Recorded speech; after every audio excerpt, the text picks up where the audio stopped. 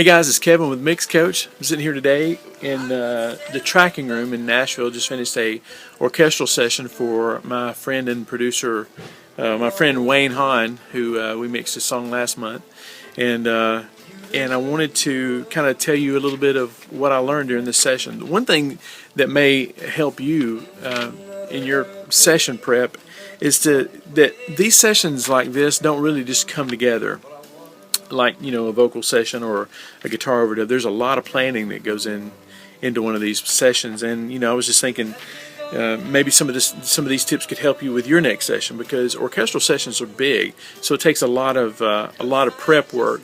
For instance, a couple of the communications that we did was, I talked to the studio, I talked to the assistant engineer.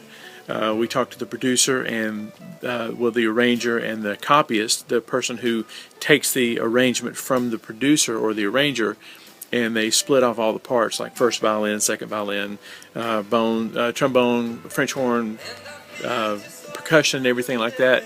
So I found out from them how many players were involved in the session, so we would know how many headphones to set up, how to set the room up,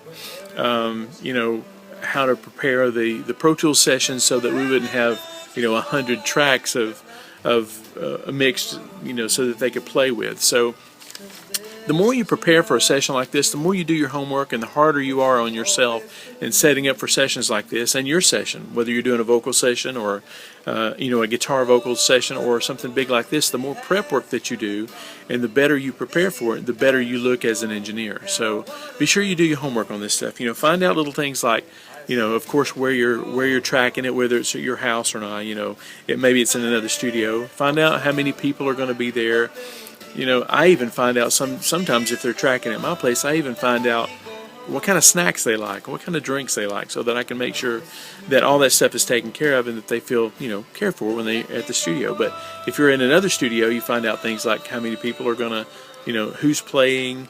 Sometimes you can write down to the who is the musician, so that you can, if there's if you've got one musician that plays louder than anybody else, maybe you can prepare for that. But you can't prepare for anything unless you find out, and do your research on how you can prepare for the session. So the next time you start a big session like this, make sure that you start, even weeks in advance. I started trying to do my homework on this stuff about a couple of weeks ago, and the session went really well today. Everything went really fast. As a matter of fact, we finished about an hour and a half early. So, and a lot of that comes from the team that you work with, how prepared they are, and how prepared you are. So, this has been another episode of the Mix Coach Minute. I hope you've learned something, and be sure and thumb up a video like this if you want to hear more stuff like this. And I've got more stuff coming. I've got a couple of interviews from this session today, actually. So, anyway, I will see you inside the next episode of the next Mix Coach Minute. See you next time.